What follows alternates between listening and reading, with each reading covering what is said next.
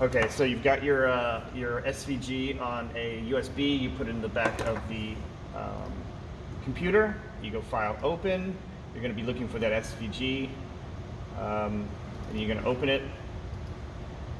And if you did it correctly, you should have either your SVG ready to go, or maybe you've even got it onto the template.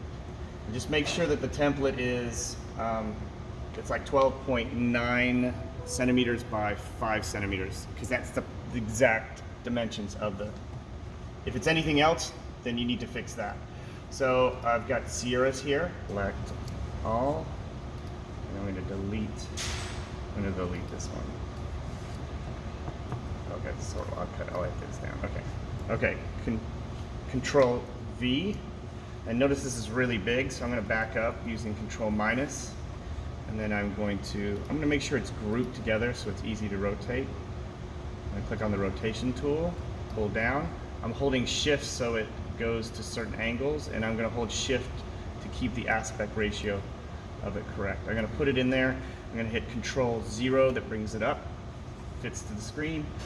So these lines do need to connect up to the actual path. I'm going to stretch them out a little bit. You may or may not need to do that depending on your shape.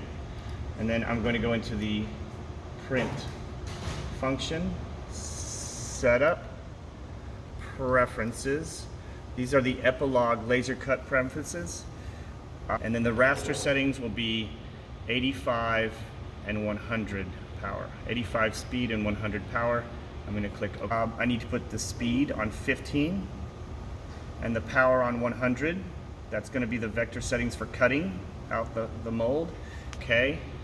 I'm going to click print. I'm going to make sure this top button so that it pushes the artboard and the material into this top left hand corner. I'm going to press done, and then I'm going to go File, Print, and then I can place my piece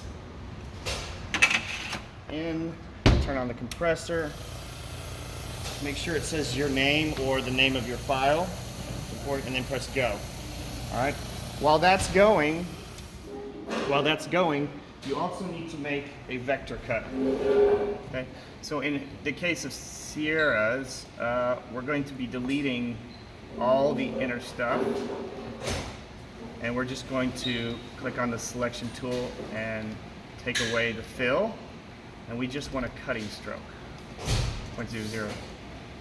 0.003 is the vector cutting stroke. In fact, everything on this is going to be a vector stroke, so we're going to just make sure 0.003. Then, once the raster cut is finished, you can take that out and send this one to vector print the other part of your mold.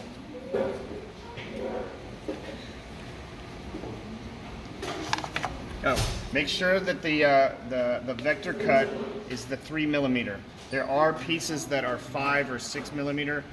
You don't want these too thick. Your piece will be too thick. So just make sure you use the 3 millimeter for the vector cut.